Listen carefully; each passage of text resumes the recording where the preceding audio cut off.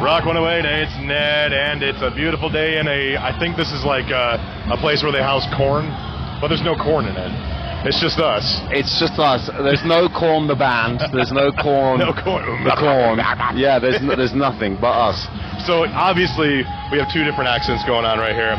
We got me, the Midwesterner, and a gentleman from the UK. We got me from the UK. The UK. It's the Architects, the band. Yeah. It's Sam. What's up, Sam? How's it going, dude? Yeah, I'm good, man. I'm happy to be here.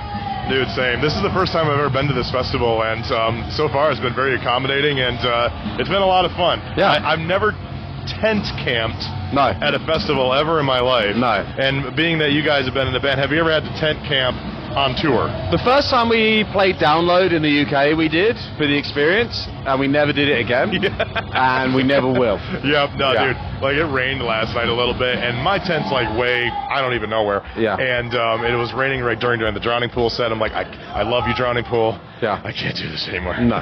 So, you know, I'm a 38-year-old guy with two kids. Get a hotel. I got shit, but that shit's expensive, though. So you can't put a price on your happiness. You know, or getting washed out. You know, the weather here is pretty crazy. Yeah, I got bills to pay, though, man. You know, I got kids to feed. Hey, sleep in the car. Even the car's better. I thought about doing that, but I'm also 6'2" and I drive a Ford Escape. So it's like this tiny little thing, whatever. So Architects, let's talk some business. Yeah. Every time we add an Architect song, everything ends, of course, being played right now on Rock 108. Every time your songs come on the air, they go straight to like our A rotation, which is the highest because people love it. Amazing. They want to hear more Architects, which I remember when I first started hearing you guys years ago, it was a lot more heavier. It was like that kind of song. But then now we have these songs that are coming out that people are grabbing onto. Yeah. And it's so cool to see, man. Yeah, it's kind of, I guess the idea of it really is the more creative you get. We started in quite an extreme place, so if we started somewhere else, we'd be going into that. But I think we're just trying out new stuff. We're pretty we're pretty fortunate to still be here after this amount of time, and I think, you know, we're still pushing ourselves to try and be better artists and musicians and write better choruses and have better moments, and it seems like it's really connecting out here, which is really cool. You can't beat a good hook. You know, a good hook of a song. You know, I think a lot of people kind of get a bit funny about hooks and choruses, and I think they think it's quite an easy thing to do, but it's really not. So, you know, I would prefer to just scream over everything and not have to think about what's catchy, but, you know, it's fun, you know. I think a lot of the bands that I listened to when I was growing up did a lot of this stuff, and melody's always been a big part of my life, so it's nice to have it in when we can, you know. What was some of the stuff that you would listen to growing up? Like, what was some of the upbringings? I was like Beatles, Stones, Led Zeppelin, you know, was in a very, like, rock house. My dad, you know, brought me up listening to just, you know, everything that he listened to. Sure. And that's basically my record collection now, so it's it's pretty fun to kind of, you know, bring stuff that you've learned from there into what you do now. You know, at my house, I never had a rock house. My parents were Barry Manilow and John Denver. You know, I love John Denver. Dude, man. He can't be rocking that high, man. Honestly, man, I love John Denver. He's What's fun about getting older too is like when we're all teenagers, we're all like, "Ooh, I only like this one kind of music," you know. And as you get older, we kind of gatekeep our music away, right? Yeah, then you realize like, no, a good song is just a good song. A good song's a good song. I don't care. You know, you look at my iPod, which I don't know if people still have those anymore. They did for a while. You go from like anything from heaviest things to some old school like Kiss, and then all of a sudden you'll see Ludwig van Beethoven, Sonata. Yeah. It's the spice of life. Yeah, man, of course. You know? You can't listen to one genre. Life's too short for that, you know. It is, dude. And I've noticed that the older I get, and I'm 2 years away from 40 now, it's just like, I just don't care anymore. I'm don't care. not trying to impress anyone these days, you know. I'm just trying to do what makes me feel happy. I'm just trying to look cool for my kids at the end of the day. That's all anyone is trying to do is to impress their kids or their friends' kids, and so that they think that you're cool. I'm the cool dad. Yeah, that's what I try. I try and impress my sister's kid all the time. See, it's something about it, man. And then when they get old enough, then you're never going to be Then cool. you're never cool again. You try and try. Yeah. So what's going on with Architects right now? I mean, obviously doing some big stuff and obviously be playing on Rock 108 plenty of times. Yeah. So what's going on with you guys? We've just been on tour with Linkin Park in Europe. Holy shit. We were doing stadiums. Yes. Which has been amazing. I can imagine seeing them come back with obviously Emily Armstrong, lead singer. She's unbelievably brilliant. what, you know, obviously I heard the record and saw the comeback show that she did where they streamed everything, but actually watching her in the flesh, it was just so inspiring as a vocalist. She's just, and I said to Mike when I was talking to him, I was like, you 100% made the right decision. She's just brilliant. And I think a lot of people that have had issues with it, I don't think they would have liked anyone doing it. Yeah. But, you know, from being in a band that has lost somebody, it's not up to the fans. Yeah. It's up to the band, and if the band feels good, it's been their life. I think I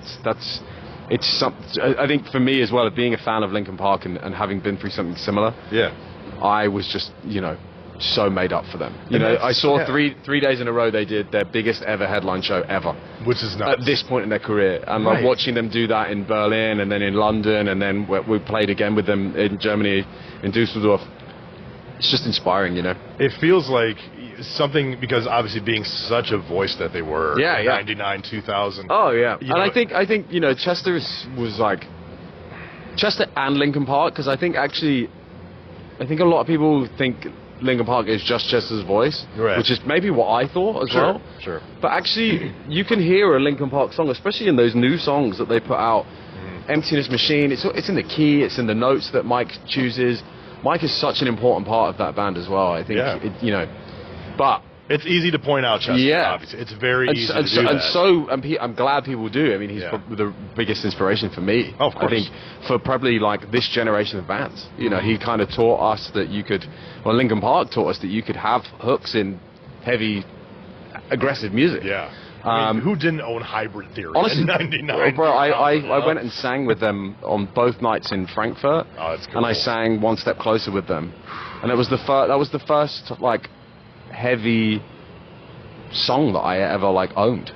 So I said to Mike after the show, I was like, this is like a full circle moment for me. Like, I can't thank you enough for allowing me to do that, you know. And that's dream come true stuff. It really was, bro. I fully like cried my eyes out after, because I was like, I can't believe that that's just happened. I'm getting goosebumps. Yeah, dude, honestly, because like I'm not like the kind of guy that will sit around and like blow my own trumpet and big myself up and say stuff. I'm very English. But that very proper. That is like a moment in where it's undeniable, like that wasn't supposed to happen. Yeah. And it's happened. Yeah. And being allowed to do that with them was like I felt very honored to do it, you know. Yeah. That's I can't even believe it. I'm happy and proud for you. Thank you. Yeah. You know? I think that was the general vibe sort of from like our fan base and people that we know, was just like, this is a win for kind of the scene of like that being recognized, that we could go and do that. Oh my god. But yeah, they were so cool to us, and that's a big tour. I mean, and you know, we can sit here and talk about Linkin Park all day, and I'm more than happy to. I feel like kind of going back to like too as a fan, and you were kind of talking about the fact of like it's the decision of the band to fill that void, carry on and carry on, and like you said, you've been through it yourself as well. But I think that's difficult because, you know, bands like 3 Days Grace, you know, no members passed away, but then you have a changing of a member of like, you know, you have the Walst brother that gets over, and Adam's back now, which is crazy, and you feel like this should, as a fan, you're like, this shouldn't work. Why shouldn't this work? But then all of a sudden it's like, oh, it's working. And some people will just never want it to work, you know. And I think, I mean, there's always those people on the internet that are very vocal, and they're like, my favorite album is this one, and you're like, you weren't born. You literally weren't born when that album came out, and you're like, and I remember playing those shows to nobody. And if we played those songs now, nobody would react. So you kind of have to just remember that you know better because you've experienced it, you know.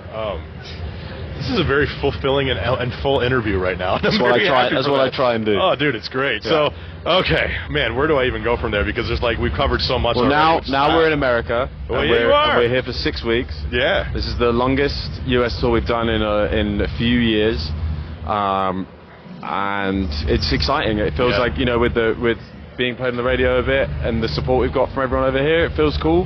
And it's nice that the US seems to be like catching up with kind of Europe and the rest of the world. I think US is hard. There's obviously a lot going on here all the time. Oh, absolutely. And I think you have to really be on your A game to make a dent here. But that's something that we're really trying to do. I can see from that point too. It's like, you know, you come from a band from another country and coming in trying to break into a music scene that's very like, this is how we like it.